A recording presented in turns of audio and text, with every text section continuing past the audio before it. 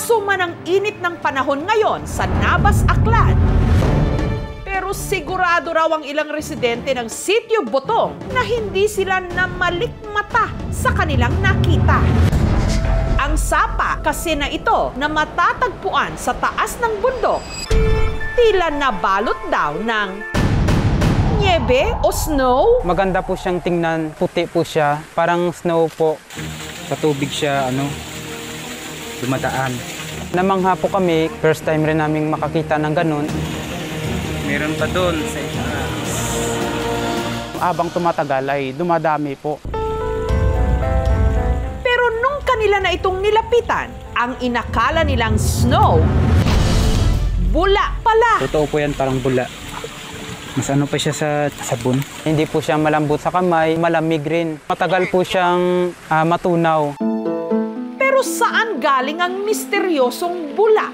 Wala din naman pong naglalabang mga tao dun sa sapa na yon. Wala po kami talagang idea kung saan pa nanggaling yung bula. Kakaiba, parang snow, sarap tumalon, kaso delikado eh. Si Loreto, unang namataan ang bula umaga nitong April 6. Punta ako sa bundok dahil may tanim ako ron eh. Nakita ko nga may bula ang tubig. Ang sapa kung saan niya nakita ang bula, halos 15 minuto ang layo mula sa mga kabahayan. Pagkaalam ko, yan na sapa, wala man tao sa bundok eh. Nagtaka lang ako paano nagkaroon ng bula ang tubig. Una na raw itong nakita ng magkapatid na Mark at Jeff. Hindi nila mga tunay na pangalan. Ang taas daw nito, lagpas tao. Meron pa doon sa itaas. Sinakop na rin nito ang halos kalahati ng sapa. Hinawakan naming bula hanggang doon sa unahan ng ilog. Di po kami nakaramdam ng kati o kaya mainit sa kamay. Matigas po dahil sa sobrang bula niya. Wala po siyang amoy, matagal po siyang matunaw. Sa tubig siya, dumadaan. At tinuntun daw nila kung saan ito galing. Nung time na yan po ay tiningnan din namin sa itaas kung meron pong naglalaba. So wala naman. So nakikita lang po namin ay marami pong kahoy na kalatag andun sa sapa. Kapag napupunta po yung mga durog niyang kahoy sa tubig, doon po nagkukuroon mismo ng bula siya. Paisip namin na baka sa kahoy nanggaling yung bula po. Ang mga piraso ng kahoy na tinutukoy ng magkapatid nagmula sa puno na nakatindig malapit sa sapa na kung tawagin sa kanila, oyaoy. Para itong puno ng duhat na nasa 60 meters ang taas. Para makumpirma ang kanilang hinala, Pag-uwi po namin, yung mga natirang kahoy na naiwan doon sa bundok, nilagay doon sa balde.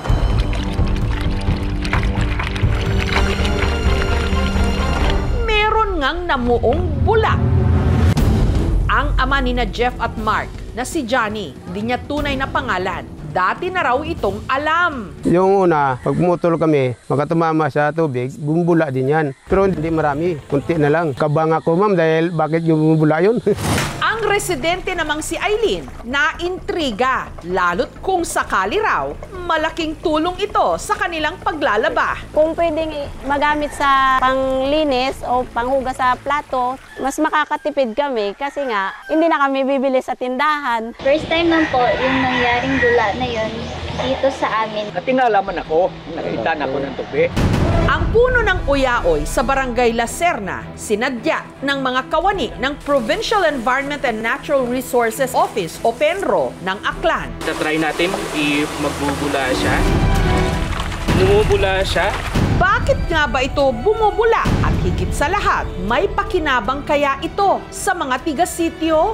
Mas makakatipid kami kasi nga hindi na kami bibili sa tindahan. Bubula na ang bibig sa mga paliwanag sa aming pagbabalik. Sarap tumalon, kaso delikado eh. Bumula ang bibig ng mga residente ng isang sityo sa Navas, Aklan. Nung kamakailan lang, may umagos na balita na sa kanilang sityo, may puno na kapag nabasa sa sapa, di umano, bumubula. Puti po siya, parang snow po. Totoo po yan, parang bula. Mas pa siya sa sabon. Hindi po siya malambot sa kamay, malamig rin. Matagal po siyang matunaw. nagsagawa ng pagsusuri ang mga kawani ng Penro o ng Provincial Environment and Natural Resources Office ng Aklan. Tatry natin if magbubula siya. At kanilang kinumpirma na ang bula Bumubula siya. galing nga sa puno ng uyaoy. Ito po ay naglalaman po na phytochemicals na sapunin na siyang surfactant na kung bakit ito pag na-mix natin sa tubig ay bumubula.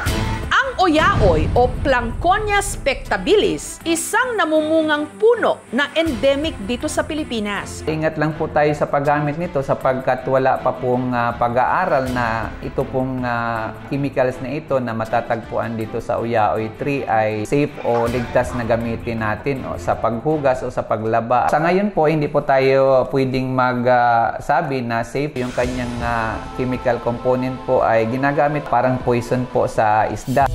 Paglilinaw ng Penro, ang pagputol ng punong ito, mahigpit na ipinagbabawal. Ang mga uyaoy kasi nanganganib ng maubos. Nire-regulate po ng DNR yung pagputol ng puno. Dapat mayroon pong permit galing po sa opisina ng DNR. Mayroon po talagang corresponding po na penalty po yan pag napatunayan po na illegal yung kanilang pagputol. Dahil po sa nangyari, natutunan po namin na may mga proseso po pala bago tayo magputol ng puno. Maaari man po na dumami yung pagtubo ng punong kahoy na yun na uyaoy sa area namin, sa lupa namin. Babantayin po namin na mas lumaki pa ito. Totoo po yan, parang bula. Mas ano pa siya sa sabon.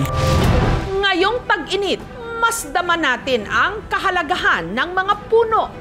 Ang mga ito ang nagsisilbi nating silungan kontra alinsangan at nagbibigay din ng malinis na hangin. Kaya dapat paramihin para ang yamang ito ng kalikasan hindi maglaho na parang bula. Kakaiba, parang snow. Thank you so much mga kapuso. Kung nagustuhan niyo po ang videong ito, subscribe na sa GMA Public Affairs YouTube channel.